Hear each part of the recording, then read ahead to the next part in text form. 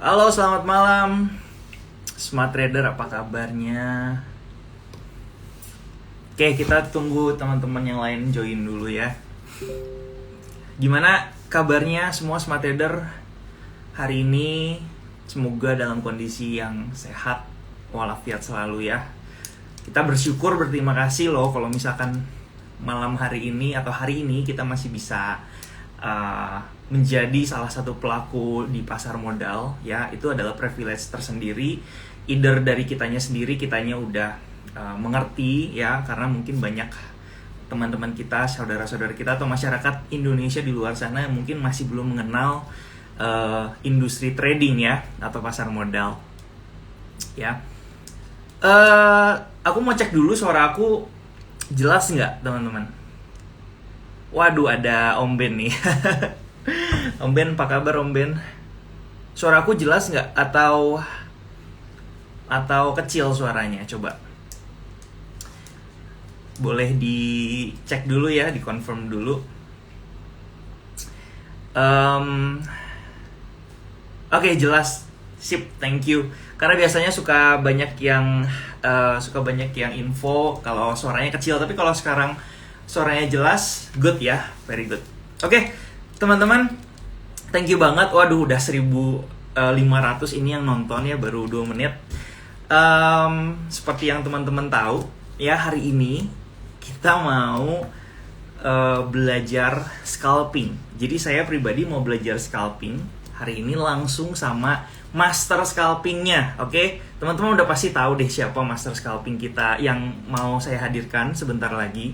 Ya, jadi kalau teman-teman tahu, belakangan ini teknik scalping ini menjadi salah satu teknik yang populer, ya kan? Kenapa? Karena kalau kita lihat market IHSG itu cerminan besarnya dari awal tahun 2021 itu ada di dalam sebuah fase mega sideways. Jadi kalau buat saya pribadi, apalagi belakangan hari ini ya, trading dengan swing itu masih belum banyak saham-saham yang menarik untuk ditradingkan secara swing. Tapi kita berharap nanti di akhir tahun itu kita bisa kembali mendapatkan bullish rally-nya lagi ya. Nah, jadi di tengah-tengah market yang saya tulis ini ya, ternyata ada satu cara trading yang menarik ya. Mungkin teman-teman ada yang udah tahu, tapi ada yang belum tahu juga. Karena saya pribadi ketika saya belajar tentang trading ini dari beberapa sumber atau buku, biasanya lebih cenderung ke swing trading.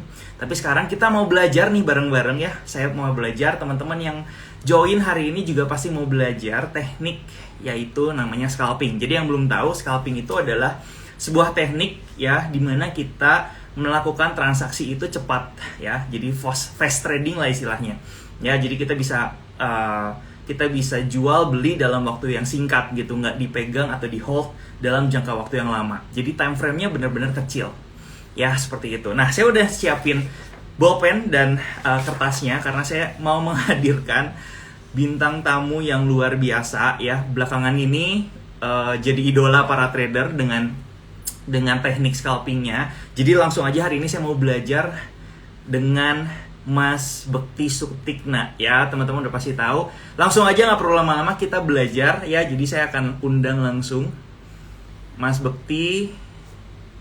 Oke, please welcome Mas Bekti Sutikna. Oke, sebentar. Halo, selamat malam Mas Bekti. Halo, selamat malam Mas Andi. Ya, apa kabar Mas Bekti? Baik, baik Mas. Gimana Waduh. Jakarta Mas? Hujan nggak ya semalam Uh, ya? Iya, semalam sempat hujan, tapi hari ini kayaknya sih nggak hujan ya. Iya. Oke, Mas Bekti sehat-sehat? Alhamdulillah sehat Mas. Sehat ya, oke mantap. Oke. Gimana tradingnya hari Wah, ini Mas Bekti?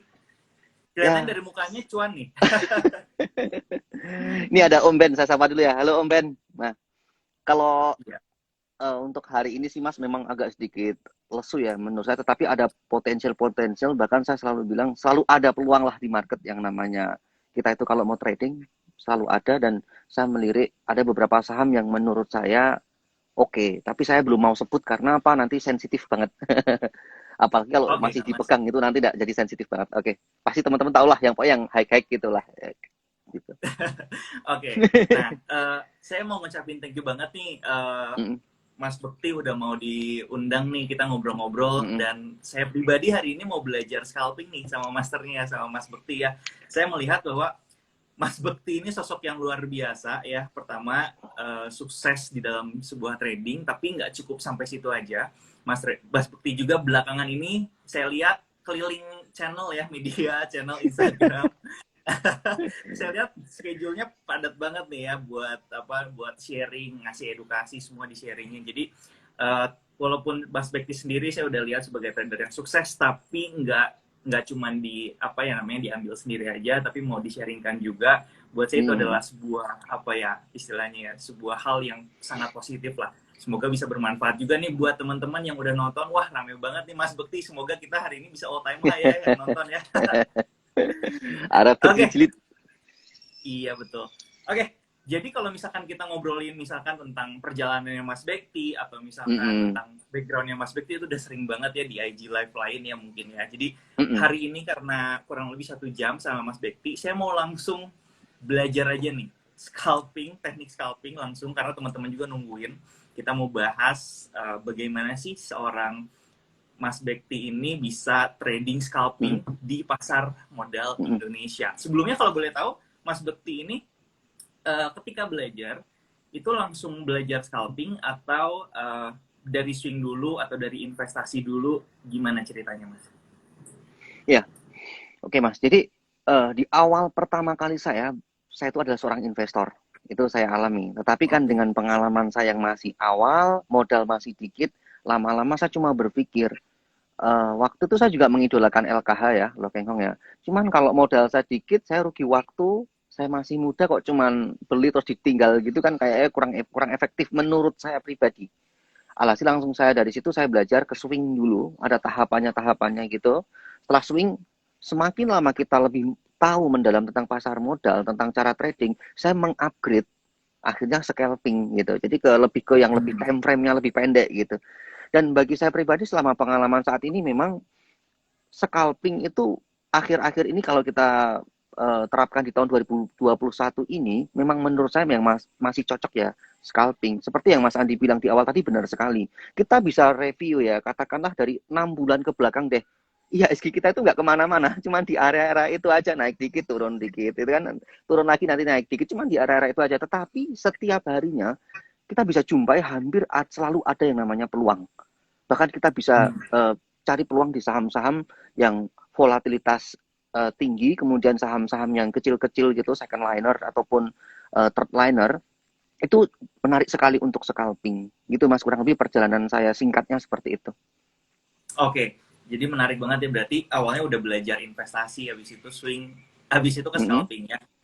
Apakah ada gurunya mm atau Mas Bekti menemukan caranya sendiri sih, trading scalping ala Mas Bekti sendiri? Jadi based on -mm, akumulasi experience, Mas Bekti menemukan satu formula yang sekarang mungkin jadi trading rules atau mm trading strateginya Mas Bekti sendiri, atau ada -mm. gurunya atau ada mentornya?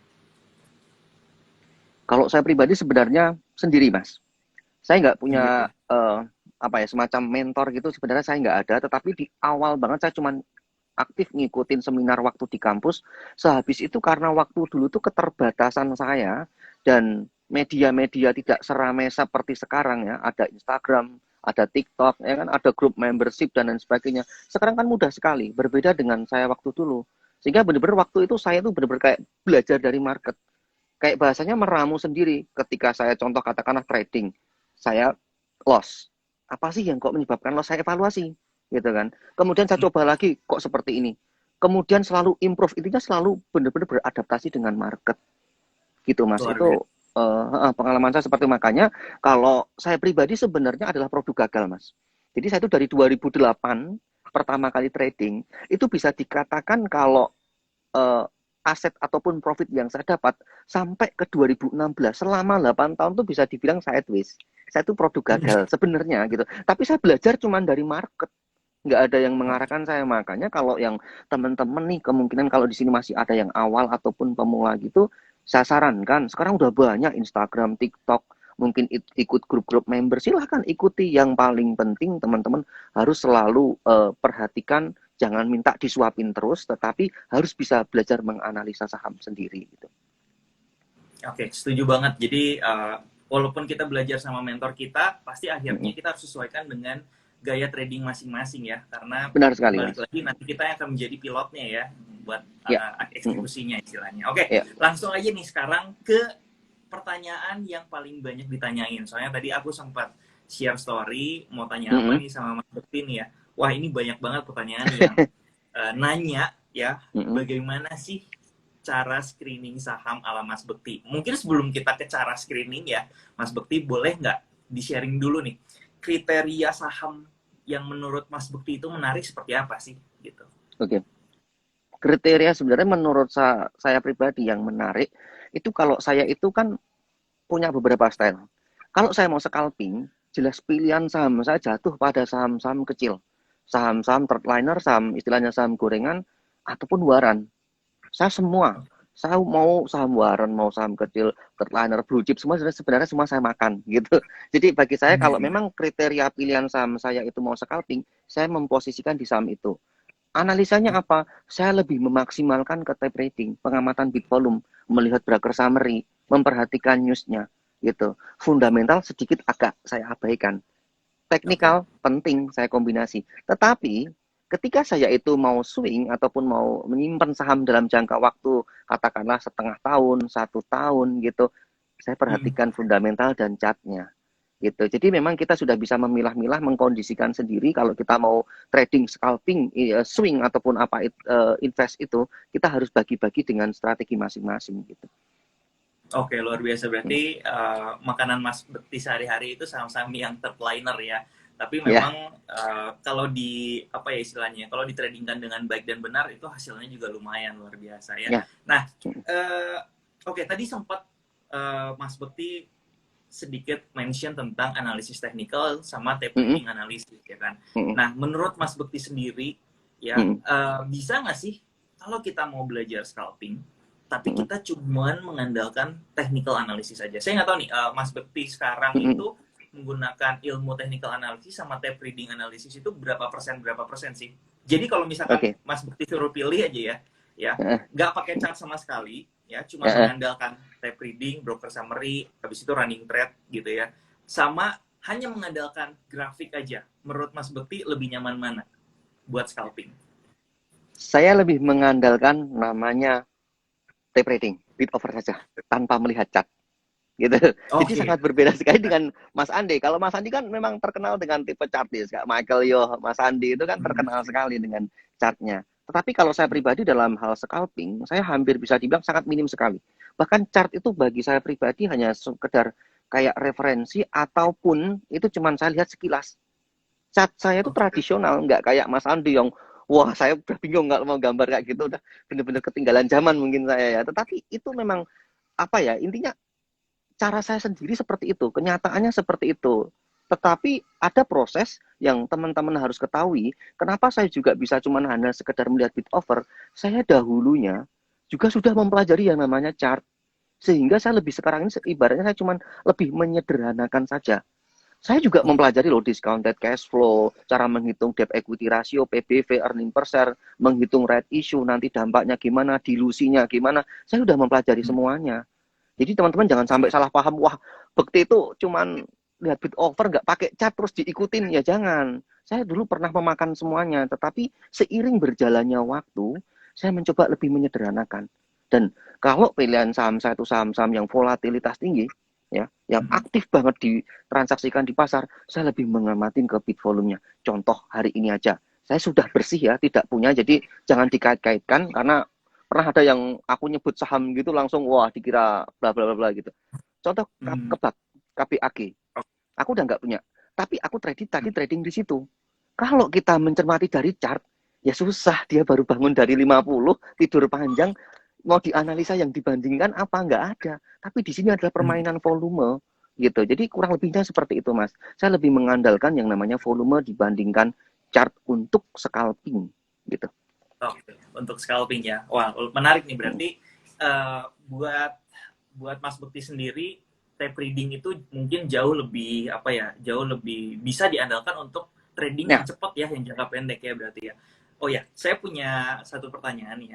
Kalau boleh. misalkan Mm-mm. bid over ya Mas Bukti ya, Mm-mm. cara saya pernah belajar cara melihat bid over itu ketika overnya itu ternyata tebal-tebal ya, Mm-mm. di overnya itu tebal-tebal tapi di bidnya itu tipis gitu. Mm-mm. Ini adalah tanda-tanda sahamnya mau naik bener atau enggak. Karena Sebenarnya, mungkin big fund atau smart money atau yang membandari mungkin lebih mm-mm. mudah untuk melakukan apa ya istilahnya ya, HK di over yang tebal daripada dia naik harga sahamnya tapi volumenya kecil gitu istilahnya. Mm-mm. Gimana menurut Mas? Kalau menurut saya memang luas sekali, Mas. Kita nggak bisa cuma membandingkan hanya dari volume saja, tetapi kita memang butuh mengcompare dengan faktor lainnya, termasuk beritanya, termasuk mungkin ya kita pertimbangan referensi chartnya, termasuk kondisi indeks IHSG-nya. Ya walaupun kadang identik saham-saham kecil tidak searah dengan IHSG ya, kadang dia melawan arah justru gitu. Tetapi bagi saya pribadi kalau cuman seperti itu adalah strategi yang namanya fake bid, di fake demand supply. Karena motif di bursa itu sangat luas sekali, sangat banyak sekali. Ini kalau saya kupas bisa mungkin semalam nggak habis, tetapi saya cuman ngupas semacam kulitnya saja. Intinya gini loh, kalau broker summary itu bagi saya pribadi kan kita untuk mengetahui kira-kira broker tertentu, itu aja kita sebut broker tertentu, dia itu ngambil atau istilahnya akumulasi barang atau dia tuh distribusi. Kita kan cuma mengamatin dia tuh masih akumulasi apa enggak. Tetapi kenyataannya bisa jadi nih, katakanlah saya akumulasi, tapi saya punya teman, dia yang bertugas untuk menaikkan. Ada kayak gitu. Ada ketika saya akumulasi, katakanlah pakai broker XX gitu. Saya pindah lewat sekuritas, saya pindah di AB misalnya gitu. Sehingga retail kalau tahunya cuman, wah kemarin saham itu diakumulasi XX, kok sekarang AB jualan, wah aman deh, XX belum keluar. Padahal dia ditukar lewat sekuritas, alhasil dijual pakai sekuritas lain. Jadi masih banyak sekali termasuk nanti ditukar di transaksi pasar nego, kemudian di Betul. crossing dan lain sebagainya. Jadi luas sekali Mas. Kalau untuk sekedar bid over menurut saya juga belum bisa dipastikan. Itu menurut saya masih mentah. Kita harus butuh referensi lainnya. Karena kenyataannya sendiri juga ada saham-saham yang bid overnya cukup tebal, tapi saham repo. Ini juga bahaya. Harus kita Oh kenali iya. juga saham-sahamnya gitu. Oke, menarik, menarik, menarik. Berarti banyak faktor ya yang perlu dipertimbangkan juga untuk melihat Mm-mm. ini sangat potensial atau enggak ya. Karena memang saya juga mengerti ketika sebuah mungkin belakangan ini istilah bandarmologi atau broker summary analysis itu kan makin makin apa ya makin hype gitu ya. Kalau dulu mungkin Benar-benar. fundamental, teknikal, sekarang ada uh, bandarmologi atau broker summary analysis yang which is saya juga mempelajari gitu ya. Nah, mungkin sekarang bandar pun atau yang bisa dikira yang kita bilang bandar itu juga semakin pinter ya, makin lama makin pinter gitu ya. Nah, yang menarik adalah Mas Bekti kan kita dengar ada isu bahwa broker uh, Nah, kode broker itu nanti akan dihapuskan ya. Saya nggak tahu kalau mm-mm. nggak salah saya baca terakhir sekitar Desember deh ya. Desember, Itu kan benar. bakal dihapuskan ketika transaksi atau perdagangan bursa itu berjalan. Nah, Mm-mm. menurut Mas Bekti, ya dengan strategi Mas Bekti yang sekarang itu adalah sebuah eh, kesayangan tersendiri atau memang nggak ada hubungannya, tetap saya bisa fight dengan cara yang saya sekarang. Oke. Kalau saya pribadi jujur itu bagi seorang scalper itu pasti berpengaruh banget Mas. Pasti berpengaruh. Banyak pasti pihak yang menentang itu semua. Tetapi kalau saya pernah diwawancara itu, bagaimana pendapat Pak Bekti? Setuju nggak? Saya cuma bilang setuju. Alasannya apa? Ya ini yang buat bursa. Mau nggak mau kita juga yang harus ngikutin. Saya tuh dari dulu udah ngelewatin berbagai perubahan yang terjadi di bursa. Saya cerita sedikit. Yang namanya jumlah lot. Dulu tuh 500 saya waktu pertama kali masuk. Dirubah jadi 100. Dulu perdagangan bursa efek itu jam setengah 10, dirubah jadi jam 9. Dulu nggak ada pre-opening, pre-closing, nggak ada, diadakan. Terus tik, dulu tuh 200, 205, 210, itu dirubah jadi 200, 202, 204, 206, dirubah. Banyak sekali perubahan. Nah, kalau pendapat saya pribadi, kalau kita melihat saham-saham yang ada di US, Korea, dan sebagainya, mereka brokernya juga udah ditutup gitu. Jadi nampaknya mungkin bursa efek akan lebih melihat prospek jangka panjangnya sehingga dia berencana menutup. Nah, pertama kali saya itu bulan Maret, saya itu live IG sama Mbak Alin dan Ko Michael, Itu sudah ada wacana. Pertama bulan Juli itu. Kemudian ditunda bulan Agustus dan sekarang ditunda lagi bulan Desember. Nggak tahu nanti Desember kayak apa. Tapi bagaimana dengan Bekti nantinya gitu. Yang pertama saya adaptasi. Ketika kebijakan itu akan diterapkan, saya pasti akan posisi cash. Saya nggak tahu itu dampaknya seperti apa, saya belum tahu, belum pernah juga ngalamin seumur-umur kode broker ditutup karena dari awal saya trading itu ada terus kode brokernya. Yang kedua, saya memang juga mengandalkan dari broker summary. Kemudian yang ketiga, kita harus kuatkan yang namanya trading plan kita. Kita itu yang namanya trading itu kan punya sebuah rencana. Saya pribadi punya prinsip gini, ketika saya itu scalping, saya beli saham, katakanlah harga 100 perak. Kalau tidak sesuai harapan, range 2-4%, saya cut loss. Ya sudah, kalau aku udah punya trading plan seperti itu, mau nanti kode brokernya ditutup, kita nggak kelihatan yang jual belinya, ya sudah, kalau memang saya beli saham, menurut saya yakin dan tidak sesuai harapan, saya langsung cut. Gitu aja. Jadi memang di sini Oke. ada plus minus menurut saya, tetapi aku akan adaptasi intinya gitu. Ya, betul banget ya. Itulah kenapa market itu selalu dinamis dan kita sebagai trader nggak bisa stop sampai di sini ya. Kita harus terus belajar, kita harus terus Hmm, mengasah timing atau insting kita ya dalam trading ya, benar ya. Oke, benar. Mas Bekti ini menarik. Tadi kan kalau Mas Bekti bilang bahwa uh, kode broker juga kan menjadi Hmm, salah satu apa ya istilahnya ya, salah satu penentu gitu ya. Uh, ya. Perjalanan Mas Bekti selalu ada kode broker gitu. Nah, Hmm, kalau Mas Bekti sendiri ketika melakukan screening saham, ya hmm, ada nggak sih kode broker yang Mas Bekti suka gitu ya? Jadi mungkin saya nggak tahu Mas Bekti biasanya ngelihat stock gainernya ya ketika mencari saham yang baik gitu ya. Mana nih yang volumenya lagi naik atau enggak persentasenya udah naik berapa persen gitu, atau melihat running trade. Di mana running trade sendiri kan biasanya kan kita lihat ada transaksi brokernya ya. Nah, ada nggak sih apakah Mas Bekti itu punya satu kode, nggak usah dimention juga nggak apa-apa, tapi based on hmm. kode broker ini, misalkan ada kode broker AA gitu ya, wah ini menarik nih, baru Mas Bekti tertarik untuk melihat sahamnya dan mentradingkan itu, atau bagaimana caranya? Oke, kalau saya pribadi jujur, saya mengamati cuma sepintas Mas. Di sini kita bisa menempatkan di, menurut saya pribadi ya, dari berbagai Hmm. sudut pandang. Kalau saya pribadi memang banyak teman-teman tuh yang memahami, wah itu tuh kalau kode broker A, B, C, D itu tuh retail, identik dengan retail gitu. Tapi kenyataannya kadang justru malah sebaliknya, Mas. Bisa jadi Hmm. juga yang namanya bandar itu dia menyelip, dia juga punya itu gitu loh, untuk mengelabui yang namanya di market karena identik kalau broker itu dengan yang namanya retail itu. Ada kode broker tertentu yang dia itu memang wah sekali gitu. Ya mungkin langsung aja deh saya sebut, mungkin ada MG. Sebenarnya aku Hmm. cerita sedikit ya, apa yang saya lakukan itu sebenarnya masih biasa. Ada teman Hmm. saya orang Jakarta gitu ya, dari jujur aja dari MG gitu. Satu bulan Oke. omsetnya berapa? Hampir 14 triliun satu orang. Aku juga geleng-geleng saja cuma 2 triliun gitu.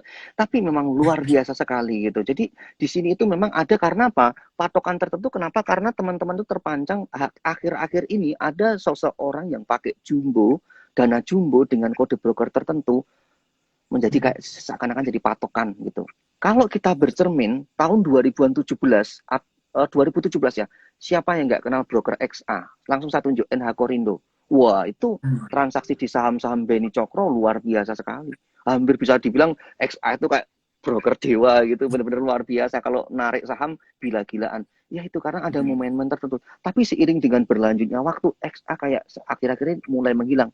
Muncullah Semesta Indofest gitu. Mungkin Hmm. suatu ketika itu akan ada yang baru lagi gitu. Jadi intinya di sana adalah ada kalau memang ada seorang pemain baru atau mungkin seorang yang dia itu dana gede itu akan membuat pasar jadi menarik, itu bisa menarik perhatian retail, itu juga bisa jadi seperti itu gitu.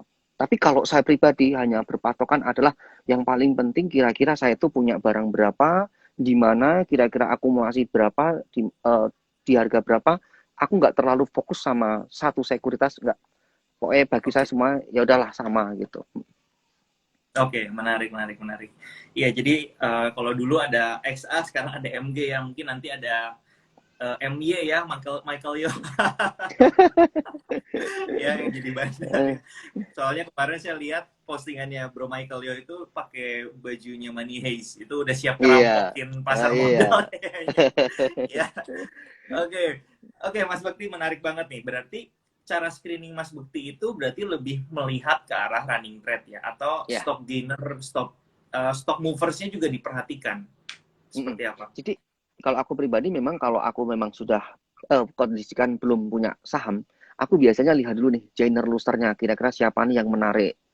Di situ aku perhatikan kenaikan persentasenya. Kira-kira siapa nih yang direspon pasar gitu.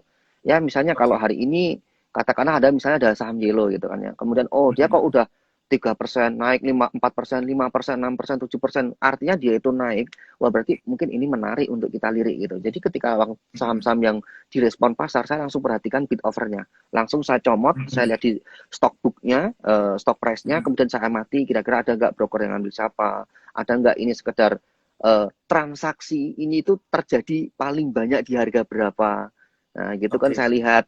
Kemudian, ternyata kok terjadi di katakanlah di angka Rp100 gitu. Saya lihat di Danistarinya, rekapannya tadi siapa sih tadi itu yang ngambil di harga 100 itu kok paling banyak. Kadang saya cuma analisanya cuma simpelnya gitu. Kalau Mhm. saham-saham blue chip saya kombinasi kira-kira ada nggak nih asing yang borong sahamnya gitu. Karena Mhm. saya melihat misalnya kemarin ya kita review PTBA itu juga beberapa waktu ke belakang itu diakumulasi asing cukup gede gitu. Jadi kadang kalau memang saham-saham blue chip itu aku referensi aku tambah asing. Kemudian aku lihat sepintas chartnya gitu. Kalaupun memang menurut saya udah respon pasar terlalu kenceng, aku nggak terlalu lihat chartnya langsung aku lihat kalau yakin aku masuk gitu. Jadi Oke. di sini bukan ilmu matematika, nggak ada satupun Mhm. yang pasti. Tapi yang saya Betul. lakukan adalah aku sudah mempunyai keyakinan bahwa saham ini berpotensi naik. Kalau tidak sesuai Mhm. harapan, saya cut. Gitu aja. Oke. Nah, menentukan level entry atau harga yang ideal nih untuk masuk, dan Mm-mm. kita ketika melihat satu saham ini masih bisa entry nih. Nah, masih bisa entry atau ketika melihat saham yang menarik, untuk menentukan level entry-nya itu apakah dengan cara apa, Mas Bekti? Apakah melihat di harga berapa sih Mm-mm. paling banyak itu terjadinya transaksi, atau misalkan itu menjadi indikasi bahwa level itu masih aman gitu untuk kita melakukan akumulasi, atau seperti apa caranya melihat level entry yang bagus? Ketika Mas Bekti lihat kan pasti punya satu area ya, area beli ini Mm-mm. kayaknya lebih aman gitu, karena kalau Mm-mm. misalnya udah terlalu tinggi, takutnya kadang-kadang kalau kita lihat saham-saham yang volatilitasnya tinggi, kadang-kadang tiba-tiba bisa diturunin beberapa level, naikin lagi kan ke atas. Nah, itu Mm-mm. bagaimana Mas Bekti menilai satu angka atau satu area itu aman untuk kita melakukan pembelian atau entry Mm. level kita? Oke. Sebenarnya kalau dibilang aman, nggak ada yang aman, Mas. Tetapi yang saya lakukan adalah saya itu semacam punya keyakinan ataupun semua punya analisa ataupun prediksi bahwa kalau aku membeli, aku punya keyakinan akan naik. Nah, untuk bagaimananya itu saya itu punya beberapa metode. Ini juga improve juga ya dan berubah-ubah ya. Tetapi yang bisa saya Oke. sebut adalah katakanlah gini, Mas. Saya itu juga memburu saham ARB berjilid-jilid. Jadi ketika Oh, ada oke. saham yang turun banyak, saya akan ambil. Ketika udah ada gerakan mau habis gitu, aku ambil, memanfaatkan peluang. Misalnya nih, Oke. aku udah bersih, aku udah nggak punya ya. Tapi waktu UVCR itu turun, nah itu kan Mhm. ARB, ARB, ARB. Ketika ada gerakan itu, aku ambil. Nanti mungkin 3 sampai 5 atau mungkin sampai harga pingnya 7%, aku jual. Itu Oke. pertama. Kemudian selain aku bermain di area bawah, aku juga bermain di area atas. Kadang saham-saham Hmm. yang auto reject atas itu aku beli gitu. Jadi ada teman saya Mhm. yang bertanya, "Wah, kamu kok berani beli di pucuk itu?" Ya, menurut saya aku masih punya keyakinan ini bakalan apa ya, bakalan up lagi gitu ya. Sudah kalau aku punya keyakinan, kalau aku memang nggak sesuai harapan, aku sell gitu. Dan aku melihat ini saham ada story-nya. Kalau yang tiba-tiba saham naik tinggi kemudian nggak ada story-nya, saya juga nggak mau. Ataupun yang volumenya kecil, aku nggak mau. Karena apa? Itu akan kesusahan kita nanti jualnya. Jadi aku selain Ya. bermain di area bawah, bermain di area atas. Nah, yang namanya scalping yang biasa diungkap di area tengah ini saya menyebutnya ketika running trade berjalan, aku biasanya memanfaatkan momentum pas seperti ini, Mas. Ketika saham itu mau breakout, Mhm. biasanya aku ikut di dalamnya. Kadang gitu, ikut nge-break atau mungkin mau udah ada tanda-tanda 1 tick atau 2 tick sebelum break, aku biasanya ambil gitu. Oke. Kemudian di sisi lain, ketika pas rame-ramenya transaksi itu berjalan, jangan Mhm. coba-coba masuk. Tunggu kalau udah agak stabil dulu. Karena kalau Anda Oke. masuk pas rame-ramenya, pasti Anda nanti cuci piring. 100 diambil, 101 diambil, 102. Wah, Anda Hmm. FOMO. Anda FOMO, Hmm. jangan sampai nanti kalau nggak ikut nanti ketinggalan. Anda coba-coba tabrak 103 atau 104, pasti Anda cuci piring. Habis itu turun dulu, gitu. Dan membuat Anda jadi panik.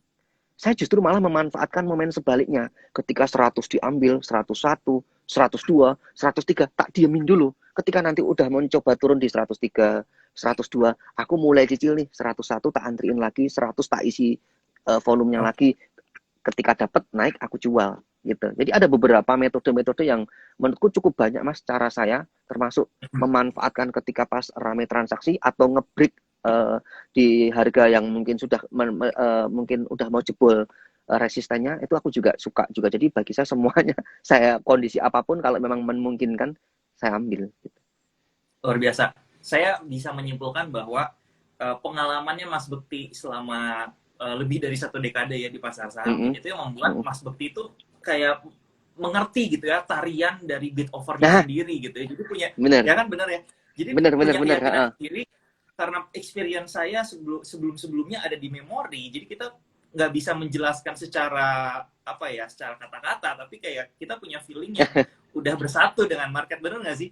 Benar sekali mas. Makanya saya paling paling sebenarnya paling sulit itu sebenarnya scalping itu untuk menjelaskan ke orang lain. Kalau teknikal Mm-mm. fundamental itu ada datanya, chartnya, ini Bollinger Band, Moving Average ada bisa dipelajari gitu. Ada wujudnya. Kita laporan keuangan, discounted cash flow, PBV, earning per share, debt, equity ratio, semuanya ada. Kalau scalping kita itu kayak licin, in out cepet, terus kemudian kita baru masuk keluar. Makanya kalau ditanya rekomendasi saya paling nggak berani. Mas Bekti rekomendasi Hmm. saham apa? Saya katakanlah sebut saham ABCD. Wah, Hmm. ketika saya masuk, saya keluar. Dia tanya, Mas Bekti, kalau saya masuk sekarang gimana? Lah, kamu mau masuk, aku aja udah keluar gitu. Jadi memang licin sekali. Memang paling susah menurut saya scalping itu untuk menjelaskan karena di sini memang analisa saya itu kan cuman kayak pembentukan dari tahun ke tahun. Kemudian apa yang dibilang Mas Andi tadi benar sekali kayak mengikuti irama tariannya gitu ya. Jadi kayak kalau mengibaratkan gini, seorang musisi kalau saya dulu, seorang musisi itu kalau dia itu karena udah mungkin menciptakan puluhan lagu dan berpuluh tahun dia tuh di dunia musik, mungkin dawai gitar itu dipetik dari senar 1 sampai 6. Dia bisa bedain, oh nomor 4 fales. Terus Anda Ya. yang nggak tahu tentang musik ataupun saya yang belum tahu tentang musik tanya, kok bisa kamu cuman dari denger aja, kok tahu kalau nomor 4 tuh fales? Nah, kadang bingung juga dia mau menjelaskan. Tapi karena dia itu udah terbentuk proses yang bertahun-tahun mempelajari sebuah apa ya sinkronisasi antara belajar musik dengan telinganya gitu gitu. Wah, luar biasa. Pengalaman nggak bisa bohong ya Mas Bekti ya. Oke. Bener bener. Nah, ini saya mau nanya satu hal, tapi wah Mas Bekti, thank you banget loh. Bikin IG live saya, mungkin IG live kita bareng ini ya. Ini benar-benar all time high 6.000 viewers karena ada seorang Mas Bekti yang belakangan ini sangat viral ya kan, diundang di mana-mana. Ini luar biasa loh Mas Bekti, biasanya cuma di 3.000 loh, sekarang bisa 2 kali lipatnya. Ini Oke, soalnya luar kita ini biasa. Mas Andi menyaingi IHSG kita udah di jebol 6.000, kita harus di atas 6.000 ini. Harus di atas 6.000 ya, kalau live ini 7.000 ya, mungkin akhir tahun bisa ke sana ya. Oke, lanjut deh, intermezzo sedikit ya. Eh, Mas Bekti, tadi saya penasaran sedikit. Tadi kan Mas Bekti melihat, berbicara bahwa ada saham-saham yang ARB berjilid-jilid, itu juga jadi makanan favoritnya Mas Bekti. Ada juga saham yang lagi ARA, itu juga jadi makanan favoritnya Mas Bekti. Apakah Pertanyaannya adalah, apakah Mas Bekti sendiri melihat sebuah tren, ya kan kalau di technical analysis kan kita biasanya melihat dulu sebuah trennya, sahamnya seperti apa. Apakah Mas Bekti melihat tren sahamnya terlebih dahulu, atau skip aja langsung melihat saham ini menarik based on tape reading analysis? Saya langsung based on tape trading analysis mas.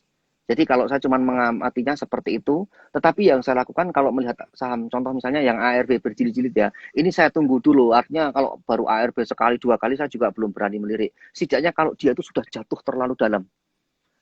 Kondisi saya sekarang itu bersih, saya nggak punya sahamnya. Selalu saya ungkap seperti ini, nanti tidak dikait-kaitkan gitu. Karena saya itu aja kemarin pakai kaos kuning waktu apa mentorship Mire dikira wah besok yellow ini, wah dikait-kaitkan gitu. Saya jadi nggak enak ini gitu kan. Jadi intinya gini, kalau saya pribadi cuman bisa bilang seperti ini Mas. Ketika kita itu apa ya? Aku mau bilang gimana caranya agak sedikit susah nih. Tetapi kalau ini gini aja loh. Kalau yang namanya kita itu mengambil ARB berjilid-jilid, katakanlah saya kemarin ambil saham PTDU. Itu kan dari 4.000 sampai berapa? 400-an kalau nggak salah. Itu kan udah jatuh terlalu dalam. ARB berjilid-jilid berapa kali. Situ saya mengambil peluangnya di situ gitu. Akan ada technical rebound. Tetapi, nah ini yang baru teman-teman ketahui. Saya ungkap sekalian. Kalau yang namanya saham itu sudah mantul dan habis itu udah mau turun, Anda harus cepat-cepat keluar. Kalaupun turun, Anda jangan berharap lagi untuk balik, ini berat. Gitu. Itu cuma pantulan aja, bisa jadi dia masih downtrend. Jadi di sini teman-teman juga harus konsepnya jangan dipaksa juga. Kalau memang mau ngikutin cara saya, harus cepat. Kalau nggak bisa cepat, mending jangan deh, risiko. Karena kenyataannya nggak semua teman-teman tuh siap dengan kondisi saya gitu. Kalaupun saham itu saham ARA, jujur saya itu paling banyak dapat dari saham ARA gitu. Ketika saham ini masih menarik cukup tinggi, kita bisa lihat ya, ada saham beberapa hari ini saya mencermatin IPO Oils, itu kan oil itu kan saham IPO tapi dilepas ke publik dan ARA berjilid-jilid gitu kan. Itu kan enak sekali gitu kan. Saya justru meraup cuan banyak dari sana gitu. Tetapi ya menurut saya kurang lebihnya seperti itu sih Mas. Dan memang kalau untuk strategi IPO saya sampaikan juga ya, selama pengalaman saya 13 tahun di Bursa Efek, saya belum pernah nemuin IPO yang langsung ARB kayak GTSI. Jadi ini pengalaman pertama saya juga. Ini mengindikasikan bahwa teman-teman kalau mau di saham ataupun di pasar modal harus selalu beradaptasi dan harus selalu belajar. Saya aja juga baru nemuin pertama kali ini. IPO dikasih 100% ke publik, habis itu ARB. Saya belum pernah nemuin baru kali ini gitu. Sekedar info aja sih gitu. Iya. Oh, berarti saham-saham IPO juga menjadi salah satu saham favorit ya buat Mas Bekti ya. Soalnya kan sering banget ARA dan ARA. Nah, pertanyaannya adalah Mas Bekti sendiri menanggapi saham IPO ini melakukan pembeliannya itu pada saat proses book building atau misalkan setelah listing sahamnya itu setelah listing dari bursa. Oke. Kalau saya pribadi jujur saya sebenarnya bukan tipe orang yang mengambil ikut IPO. Bahkan Bukalapak saya juga nggak ikut. Alasan saya kenapa? Yang pertama, saya pernah ikut waktu itu 2018 di saham J-Sky. Itu saya pesan 1M, iseng. Cuma dikasih 300.000. Itu aja uang 1M sudah tertahan lama di situ gitu kan. Jadi saya pikir-pikir gini, kalau kita itu kalau memang pertama kepada teman-teman saya sarankan, kalau Anda belum pernah nyoba, silahkan coba sesekali biar Anda dapat ilmu tentang IPO.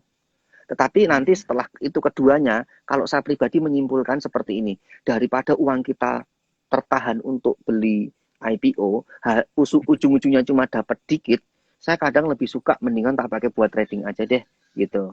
Karena kadang nanti kalaupun listing di bursa ARA berhari-hari, kalau kita jabatannya dikit juga nggak kerasa gitu. Itu untuk ukuran saya pribadi ya. Mungkin teman-teman punya pendapat lain silahkan. Dan untuk mengantisipasi kadang ya ada yang namanya seperti itu tadi Mas, kayak cerita saham IPO. Kita nggak tahu. Yang namanya kita pesan saham bisa jadi kalau dikasih kayak itu tadi 100% ke publik, bahaya juga gitu kan. Dulu ada 2013 itu saham Sril. Sril itu dikasih ke publik 93%. Itu dikasih ke publik. Wah, waktu itu juga sama. Langsung benar-benar bikin panik di pasar hari pertama, nggak naik. Itu berat. Karena apa? Kebanyakan disebar di publik. Gitu. Oke, menarik. Oke nih, ada pertanyaan yang mau saya tanyain lagi ya. Mungkin saya mau melihat dari sisi swing trading dan saya mau coba tanyain ke Mas Bekti gitu ya. Mas Bekti sendiri sebenarnya kalau misalkan melihat satu saham ada yang menarik ya, kemudian langsung mengambil eksekusi untuk scalping di saham tersebut. Nah, ada nggak sih targetnya itu bisa bervariasi based on apa? Atau Mas Bekti melihat based on persentase yang Mas Bekti bikin sendiri. Misalkan ini saham volatilitasnya tinggi, pergerakan sebelumnya bisa kurang lebih range-nya 5-10%. Berarti target profit yang Mas Bekti expect buat perdagangan sekarang atau scalping yang sekarang mungkin sekitar 5-10%. Atau Mas Bekti cuma konsisten, misalkan setiap kali saya trading itu 5% saya ambil, 5% saya ambil. Atau seperti apa? Oke. Kalau untuk konsep swing ya Mas ya, saya sendiri swing saya pisahkan sendiri ke rekening beda. Namun sebenarnya memang kalau saya lihat itu adalah saya pribadi itu sebenarnya jiwa saya itu adalah jiwa scalping ya. Saya itu jujur orang yang paling nggak sabaran, nggak tahan lihat yang namanya cuan. Dikit-dikit lihat, ah udahlah bungkus aja deh gitu. Jadi kalau saya nyimpen agak lama itu memang agak sedikit bagi saya kurang, style saya kurang cocok gitu. Tapi saya tetap melakukan. Kenapa? Karena itu juga nggak baik kalau kita yang namanya selamanya scalping. Ingat, scalping tidak selamanya bisa diterapkan. Ada yang namanya kita itu memang harus berubah style. Swing ataupun kita memang beli saham, kita hold dalam beberapa waktu untuk mendapatkan profit yang maksimal. Ada saatnya kita harus itu. Makanya saya juga pelajari semuanya dan saya juga style semuanya. Nah, saya pribadi adalah kalau saya itu swing, memang senjata paling utamanya teknikal. Kemudian yang Oke. kedua, pilihan saham saya jatuh saham yang tidak boleh yang terlalu volatilitas. Ini kebalikan dengan scalping. Kalau scalping kita memang harus cari yang volatilitas karena kita memang akan memanfaatkan gelombang gejolak gini dan kita akan in out di berbagai harga. Itu. Hmm. Kemudian kalau kita swing, kita itu kan memang melihat sebuah prospek di mana oh ini harga saham ini kemungkinan ya sebulan, 2 bulan, 3 bulan, 4 bulan ke depan bisa menuju ke arah sana dan memang cara kerjanya ya beli di diamkan, tidak perlu lihat running trade tiap hari gitu. Cara saya juga seperti itu. Jadi setelah pilihan saham tidak yang terlalu volatilitas, ya kemudian saya juga mengkombinasi dengan teknikal, saya juga compare juga dengan yang namanya broker summary, kira-kira gimana nanti yang ambil kira-kira udah keluar atau belum, atau di pasar nego gimana, udah keluar atau belum. Nah, itu penting sekali. Jadi kurang lebihnya seperti itu. Nah, kalau untuk targetnya sendiri, saya biasanya lebih ke apa ya Mas ya, mungkin mungkin persentase sih yang jelas, persentase dan waktu. Kurang lebih biasanya kalau swing tuh saya bisa targetkan rata-rata jual saya tuh 20 sampai 50-an%. Rata-rata seperti itu. Jadi saya Oke. simpen, memang benar-benar saya simpen. Kemudian kalau udah capai target itu biasanya saya jual. Kurang lebihnya gitu sih. Mm. Kalau untuk scalping sendiri ada target nggak, misalkan ini udah profit 5% tanpa Mm -mm. lihat, tanpa dianalisis lagi udah langsung di take profit, atau misalkan ada strategi lain gitu untuk melakukan yang namanya taking profit. Mm. Saya biasanya punya target Mas. 3-5% itu udah saya take profit. Bahkan kadang kalau memang saya itu beli saham, kemudian kok Hmm. saya tabrak di over kemudian kok diisi terus kok kayaknya berat nggak mau naik, kadang saya jual BEP juga rugi fee atau mungkin rugi satu tik di bawahnya, ya sudah nggak apa-apa gitu. Tetapi ketika saya Hmm. memutuskan seperti itu saya harus punya incaran saham lainnya. Nah, ada target saya lainnya selain saya punya target 3-5%, ketika saham itu masih saya lihat chartnya masih bagus, kemudian Hmm. mungkin trennya masih naik, terjadi peningkatan volume, biasanya akan saya Hmm. hold dulu. Nggak apa-apa yang namanya scalping, nggak harus muluk-muluk semata-mata harus in out cepet, nggak usah, nggak harus. Kita juga harus kombinasi. Kalau memang saham ini masih mau naik dan masih bagus potensialnya, ya sudah, kita tunggu dulu biar mendapatkan profit maksimal, nggak masalah gitu kan. Tapi kalau yang Hmm. namanya cut loss, saya paling disiplin. Saya nggak mau apa ya, bener-bener nggak punya semacam pengalaman yang dulu-dulu ya. Kalau turun, aku Hmm. harus cepat-cepat membatasi. Kalau nggak dibatasi, justru kita itu akan pusing nanti. Justru kalau aset kita udah turun terlalu dalam, kita semakin takut untuk cut loss dan semakin sulit untuk memulihkannya. Gitu. Saya Ya. kasih contoh cut lossan saya kemarin. Saya beli beberapa waktu lalu, teman-teman bisa lihat saham Trimegah. Saya tuh Hmm. ambil paling pucuk, paling arah di harga 308 kalau nggak salah, itu cukup Hmm. jumbo juga. Ternyata diguyur sama Trimegah sendiri gitu kan. Dan saya cut loss cukup gede. Saya waktu itu Oke. langsung rontok, saya rugi hampir 400 jutaan. Itu ada di situ. Oh. Wah, ini juga bikin geleng-geleng juga gitu kan. Saya sampaikan cut loss aja, nggak usah sampaikan profitnya. Yang penting mengedukasi aja cut lossnya. Jadi inti menunjukkan apa? Saya disiplin. Tetapi kalau saya beli trim di harga 308 itu, dan saya nggak mau cut loss, sekarang harga trim megah berapa? Tinggal 240 kan nggak 250-an mungkin. Saya itu waktu itu cut loss-nya dari 308 di 290 sampai 280 sampai 290 di range itu. Tapi kalau nggak saya cut Hmm. loss, kacau semuanya. Pasti minusnya lebih banyak. Uang saya tertahan di situ. Kalau ada peluang di saham di running trade, saya nggak bisa ikut kasarannya gitu. Karena apa? Uang saya di situ. Gitu. Iya, iya, iya, menarik banget ya. Udah diguyur sama Bandar, diguyur sama Mas Bekti. Waduh, sahamnya udah bye-bye langsung. Heeh. Kan Mas Bukti, oh ya, nih ada satu hal yang menarik nih Mas Bukti. Saya dulu pernah beranggapan ya Mas Bukti ya bahwa ketika semakin besar modal atau dana yang Mm-mm. kita kelola dalam trading, itu sebenarnya akan jadi semakin sulit kalau kita mau trading di saham-saham yang istilahnya volatilitasnya ada atau nggak ada gitu ya. Istilah kadang-kadang Mm-mm. ada, kadang-kadang volatilitas kecil atau volumenya kecil kayak gitu.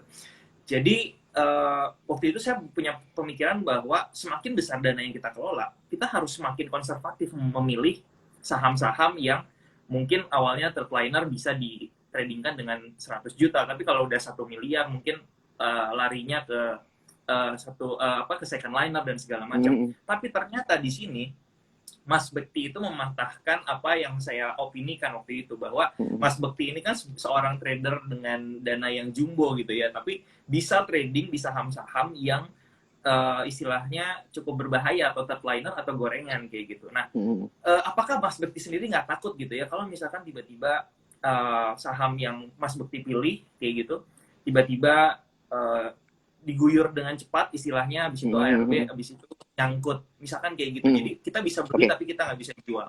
Itu gimana Nah, menurut Mas Bekti? menurut saya pribadi gini, Mas. Yang jelas saya itu ketika yang namanya memilih saham itu makanya tadi Hmm. saya ungkap di awal. Saya mau kalau pilih saham, kalau memang saham itu volumenya kecil, saya cuma masuk kecil. Misalnya nih, Oke. ada saham gorengan gitu ya, saya menyebutnya. Isinya cuma 5.000, 6.000, 10.000. Ya saya paling kalau ngambil cuma 20.000 aja deh gitu. Katakanlah gitu. Terukur. Kalau saya sampai borong sendiri sampai ratusan ribu, aku akan sulit jualnya. Nggak mau aku. Tapi kalau Oke. sahamnya tuh volume-volume jumbo, nggak masalah. Jadi sudah saya perkirakan dulu sebelum ambil, Mas. Katakanlah saham Friend, BRMS, itu kan volumenya tebel-tebel. Hmm. Rontoknya itu ada stepnya, nggak mungkin langsung benar-benar itu. Nah, saya suka di saham-saham yang seperti itu, yang jumbo-jumbo gitu. Sama kayak, ya tadi kayak misalnya kayak Yellow atau apa, itu kan cukup gede gitu. Hmm. Volatilitasnya dapat, volumenya juga cukup tebel gitu. Jadi pilihan saham saya seperti itu. Kemudian yang kedua, Mas, Hmm. yang namanya scalping, saya tuh sudah ukur dulu yang namanya di rekening saya, itu tuh dananya sudah terukur. Ibarat mau perang, Hmm. saya tuh udah siap mati gitu. Bahasanya gitu. Jadi saya sudah membatasi diri saya dengan resiko. Tidak ada was-was. Bahasanya hati saya tuh udah kayak robot, nggak pakai perasaan. Hmm. Jadi benar-benar udah Oke. tak siapkan di awal. Saya mendingan pakai modal terukur untuk scalping daripada pakai modal saya tumpuk semua di situ. Kemudian saya cuma pakai seberapanya. Saya nggak mau. Jadi gini, Oke. katakanlah saya pakai uang 100 juta ya, gitu. Hmm. Lebih baik daripada 100 juta saya pakai semua di satu rekening untuk scalping. Mendingan aku pakai 50 juta aja untuk scalping, tapi itu Hmm. aku siap perang, siap mati gitu bahasanya. Jadi benar-benar Oke. kayak nggak ada perasaan, Mas. Udah nggak Hmm. dirasain. Kalau cut loss sekian, aku cuman berpikir, katakanlah aku dari trim ya, cut loss sekian dari trim, baru 1 September. Wah, awal bulan udah diawali dengan rontok kayak gini, kayak September ceria, ini bukan September ceria namanya kayak gini gitu kan. Aku itu 1 September itu. Tetapi aku cuma punya keyakinan, enggak apa-apa deh. Nanti aku pasti bisa mulihin di lain kesempatan, di lain hari. Nanti semoga ini segera pulih. Cuman yang penting jangan pernah ditarget, jangan cepat balas dendam, jangan sampai cepet-cepet biar mulihin profitnya. Mengalir aja melihat kondisi gitu. Kalau memang tidak Hmm. sesuai harapan, ya sudah. Nggak usah terlalu dipaksa-paksain untuk trading. Nah, saya cuma gitu aja sih, Ya. Mas. Ya, ya, ya, benar banget ya, setuju ya. Jadi dananya lebih baik kalau misalkan kita punya dana yang siap hilang gitu ya, atau Mm direlakan, -mm. itu bisa membuat kita tradingnya tanpa emosi ya, mau dibanting gimana Bener. juga istilahnya. Tapi harus siap juga secara psikologi ya. Oke, nah Mas Bekti, saya penasaran ya, ketika Mas Bekti transaksi ya, melakukan scalping, misalkan besok deh kita mau mau scalping nih ya, kita misalkan scalping bareng gitu ya. Eh, Ketika Mas Bekti membeli sebuah saham atau trading sebuah saham, Mas Bekti itu fokus di satu saham, ya, trading di satu saham, atau sekali trading itu bisa buka beberapa posisi di saham-saham yang lainnya juga. Atau misalkan Mas Bekti fokus dulu di satu saham, targetnya tercapai dulu, abis itu baru cari peluang di saham yang lain gitu. Kadang-kadang kan saham itu kan ketika bergerak itu selaras ya. Jadi ketika saham A bergeraknya bagus naik, saham B juga bergeraknya bagus. Tapi kalau Mas Bukti sendiri, apakah tradingnya di beberapa saham atau fokus aja di satu saham kayak gitu?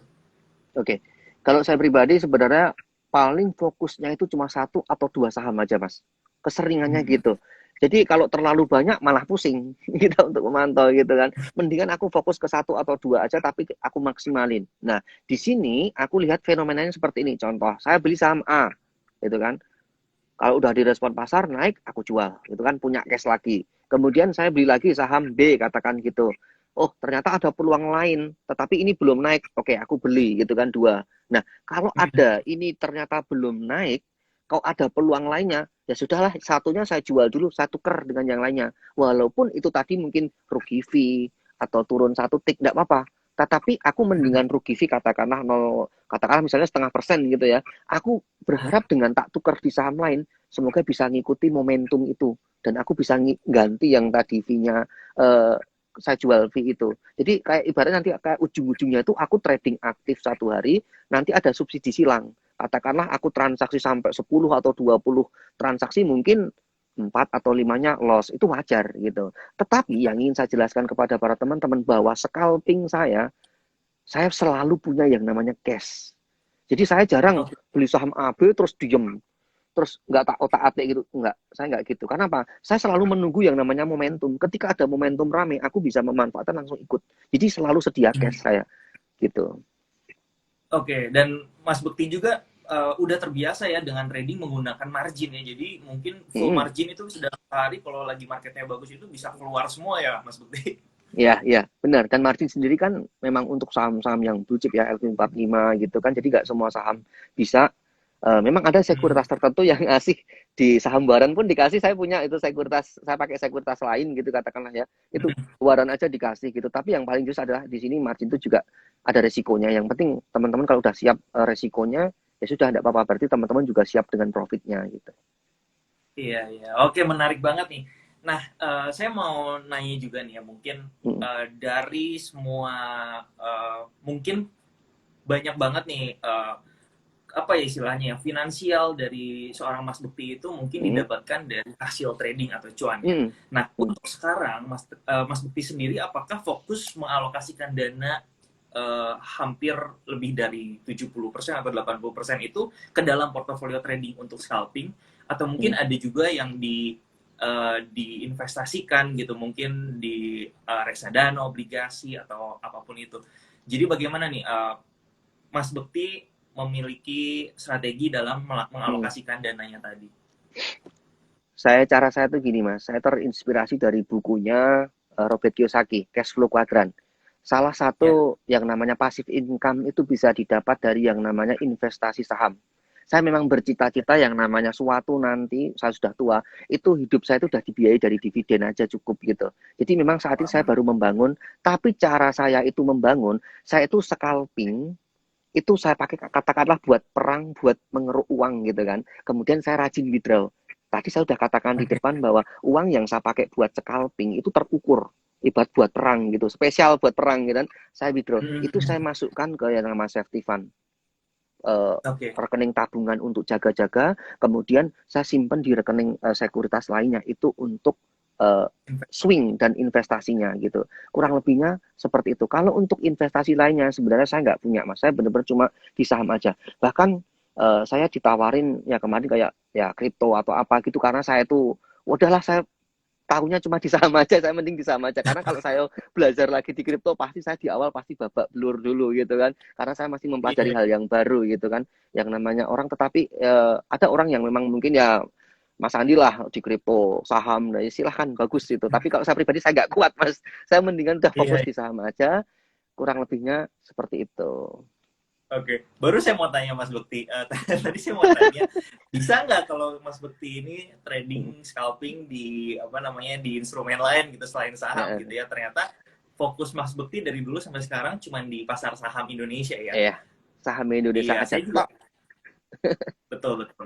Saya juga waktu itu di apa namanya waktu di live sama Om Ben ya sedikit singgung tentang hal itu ya. Om Bennya juga ada Ya. nih di sini. Jadi saya waktu itu sharing bahwa saya setuju gitu dengan Om Ben, dengan Mas Bekti, ketika kita memang punya suatu gaya trading scalping, itu lebih fokus di satu apa namanya, di satu instrumen aja, itu untuk mendapatkan apa namanya, profit atau maksimal gain di satu instrumen aja gitu, daripada kita fokusnya tersebar kayak gitu ya. Nah, benar-benar. Mungkin ahlinya udah di saham, ya udah cukup di sini aja, yang penting kita konsisten gitu ya, intinya kan Iya. konsisten gitu.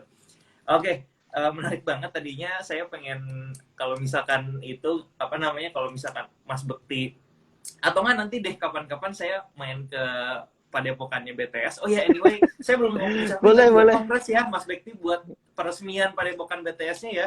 Luar Ya, biasa. terima kasih Mas Andi.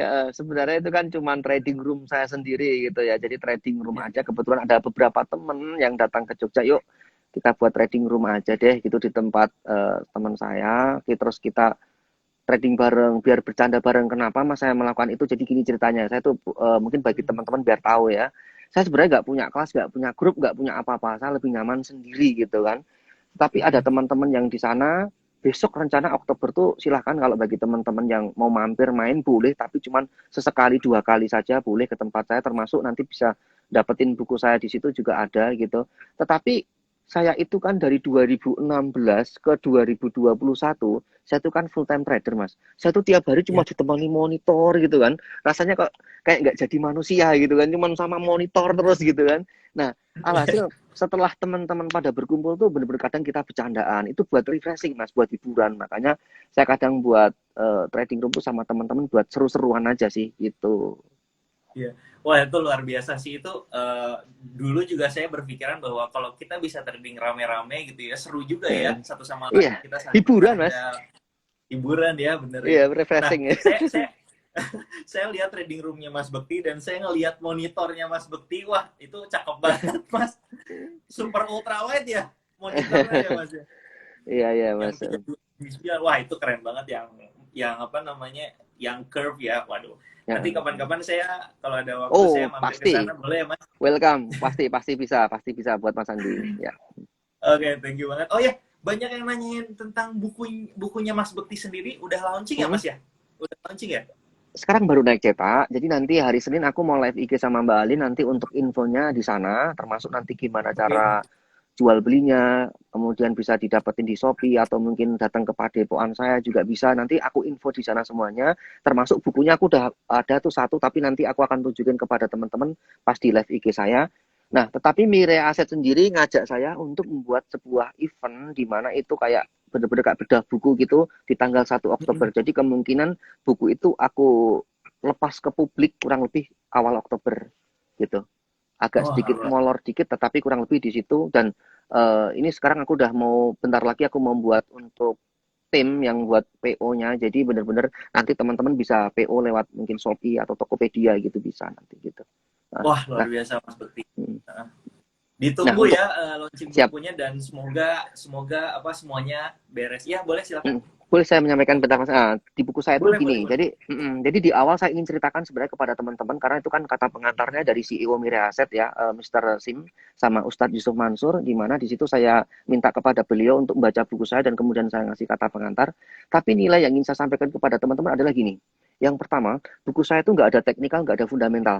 Karena apa? Di luaran sana mudah banyak buku teknikal fundamental, punyanya Belvin, punyanya Ellen May, punyanya Desmond Wira, punyanya Ryan Velbert, Pak eh, Rifan Kurniawan, banyak. Silakan teman-teman pelajari di sana.